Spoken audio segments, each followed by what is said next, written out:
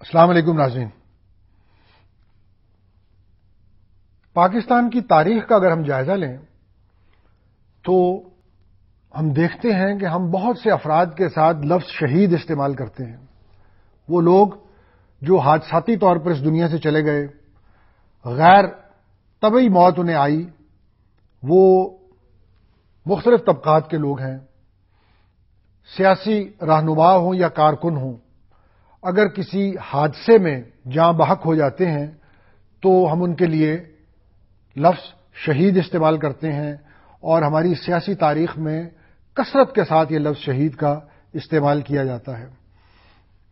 ہمارے فوجی افسران اگر اس طرح غیر طبعی موت آئے، جہاز گرنے سے موت آ جائے، ان کے لیے ہم اپنی تاریخ سے واقف ہیں کہ لفظ شہید استعمال کیا جاتا ہے۔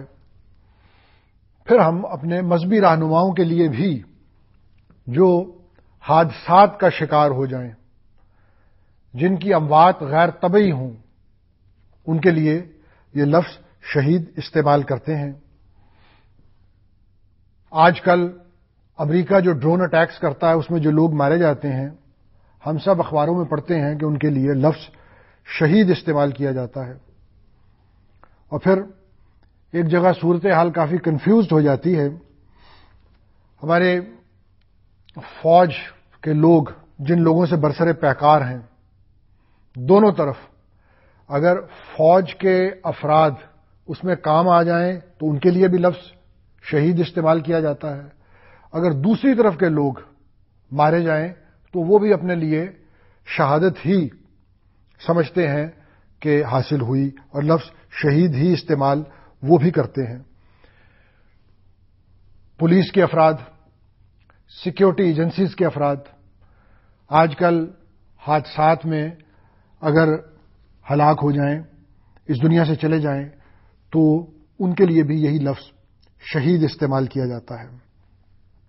آج کا پروگرام جو ہے ناظرین، وہ اسی معاملے پر ہے کہ کیا یہ لقب شہید کا ہم محبت کی وجہ سے، عقیدت کی وجہ سے استعمال کرتے ہیں، یا ہم ان افراد کے اسٹیچر کو بڑھانے کے لیے اس لفظ کو استعمال کر دیتے ہیں، یا دینی اعتبار سے بھی یہ افراد شہید ہی ہوتے ہیں اور شرعی اعتبار سے ان کے لیے لفظ شہید استعمال کیا جا سکتا ہے۔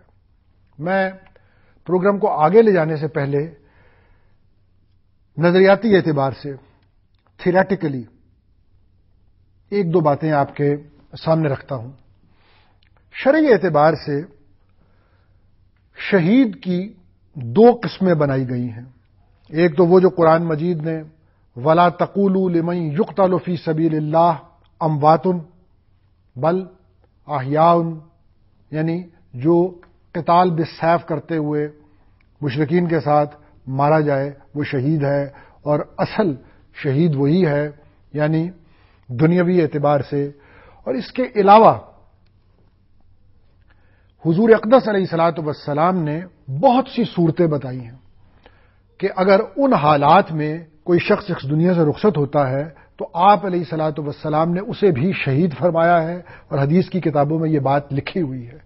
یہ شہید اخروی اعتبار سے شہید ہیں، یعنی دنیا میں ان پہ وہ شہید والے احکامات، جیسے وہ جو شہید ہے قتال بالسیف کرنے والا، اس کو کفن نہیں پہنایا جائے گا، اس کو غسل نہیں دیا جائے گا، نماز جنازہ نہیں ہوگی۔ تو یہ جو دوسرے شہید ہیں، حضور اقدس علیہ الصلوۃ والسلام نے، بعض علماء نے اس کی 25 اور بعض علماء نے 40 اقسام بیان فرمائی ہیں، تو ان پہ وہ احکامات لاگو نہیں ہوتے۔ معاملے کا جائزہ لینے سے پہلے میں ایک بات آپ کی خدمت میں عرض کروں کہ یہ جتنے شہداء کی قسمیں ہیں، ایک مرکزی چیز اس میں ہے، وہ یہ ہے کہ ہر وہ آدمی جس کا رخ اللہ تعالی کی طرف ہے، یعنی مقام شہادت کے لیے یہ ضروری ہے کہ اللہ تعالی کے ساتھ ایک خاص تعلق ہو، اس کے اوامر و نواہی، ان کا اتباع یہ زندگی کا مشن ہو، اسلام کی ایک محبت، یعنی اسلام کی اگر کہیں توہین ہو تو وہ آدمی کا دل کٹ جاتا ہو، اسی طرح اسلام کی عزت اس کی زندگی کا مشن ہو. یہ ہے وہ چیز. والذین جاہدوا فینا لنہدینہم سبلنا. وہ لوگ جو ہمارے اندر جو ہمارے معاملات میں جہاد کرتے ہیں، کوشش کرتے ہیں. جہاد کا لغوی معنی کوشش ہی ہے. والذین جاہدوا فینا، جو ہمارے راستے میں کوشش کر رہے ہیں، لنہدینہم سبلنا، ان پہ ہم اپنی راہیں اجاگر کر دیتے ہیں. ناظرین، شہید کی کوئی بھی قسم ہو، وہ دنیاوی ہو اخروی ہو، یہ معاملہ بہت اہم ہے کہ اللہ تعالیٰ اس کی زندگی کا مرکزی نقطہ ہو، اس کی زندگی کا رخ اللہ تعالیٰ کی طرف ہو. میں اگلی بات کرنے سے پہلے ایک بریک پہ جاتا ہوں، واپس آ کے اس بات کو یہیں سے شروع کروں گا.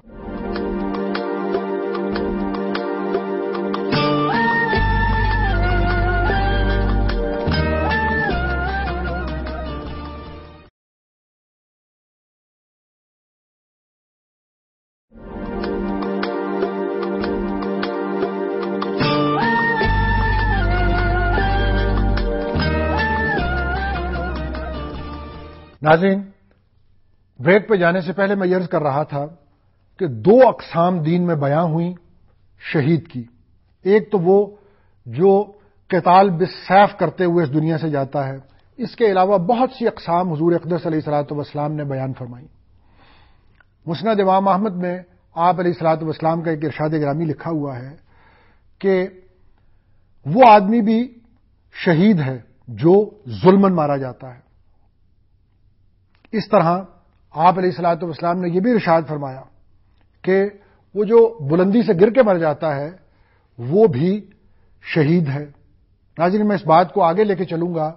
ٹیلی فون لائن پر معروف عالم دین راغب نعیمی صاحب ہمارے ساتھ ہیں. ان کی رائے اس موضوع پہ لیتے ہیں. السلام علیکم راغب نعیمی صاحب. وعلیکم السلام ورحمۃ اللہ وبرکاتہ. جناب، ایک سوال ہے. پاکستان کی تاریخ میں بہت سے لوگ ہیں جو حادثاتی طور پر اور غیر طبعی انداز میں موت سے ہمکنار ہوتے ہیں، اور ہماری تاریخ میں پھر ان کو شہید کا لقب دے دیا جاتا ہے. میں آپ سے یہ پوچھنا چاہتا ہوں کہ پاکستان میں جو سیاسی خاص طور پہ مقتولین ہیں، وہ سیاسی رہنما ہوں یا سیاسی کارکن ہوں، اگر وہ کسی حادثے میں اس دنیا سے رخصت ہو جائیں تو کیا دینی اعتبار سے ان کے لیے لفظ شہید استعمال کیا جا سکتا ہے؟ اس میں معاملہ یہ ہے کہ بنیادی طور پر شہادت کی دو اقسام قرار پائی ہیں. ایک ہم شہادت حقیقی کہتے ہیں اور دوسرے کو ہم شہادت حکمی کہتے ہیں. جی، سوال یہ ہے، سیاسی مقتول اس میں کسی کیٹیگری میں فٹ آتے ہیں؟ اس میں اگر سیاسی افراد ان کو ناحق قتل کیا جائے اور بغیر کسی وجہ سے ان کی جان کو لیا جائے تو پھر تو وہ شہادت حکمی کے زمرے میں آ جاتے ہیں. لیکن اگر کوئی سیاسی مقتول اپنی طبی موت ہی مرتا ہے تو پھر بھی اس کو شہید لکھ دیا جائے تو وہ ایسا لکھا جانا صحیح نہیں ہے. نہیں، میں وہ حادثے میں غیر طبعی موت، فرض کیجئے پاکستان کے وزیر اعظم لیاقت علی خان، ان کے لیے یہ لفظ استعمال ہو سکتا ہے؟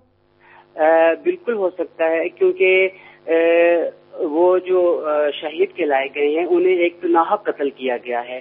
ذوالفقار علی بھٹو صاحب کے لیے یہ لفظ استعمال ہو سکتا ہے؟ نہیں، وہاں پہ آپ یہ دیکھیے کہ ان کے لیے ظاہر بات ہے ان کے چاہنے والے اس لفظ کو استعمال کرتے ہیں، لیکن جس صورتحال میں ان کا انتقال ہوتا ہے اور وہ غیر طبی طریقے سے ان کی موت واقع ہوتی ہے، اور اس کے پیچھے بھی ایک پورا کا پورا ایک عدالتی نظام تھا اور ایک فیصلہ تھا جس فیصلے کے نتیجے میں انہیں اس موت سے ہمکنار کرایا گیا. بے نظیر بھٹو صاحبہ کے لیے پھر یہ لفظ استعمال ہو سکتا ہے؟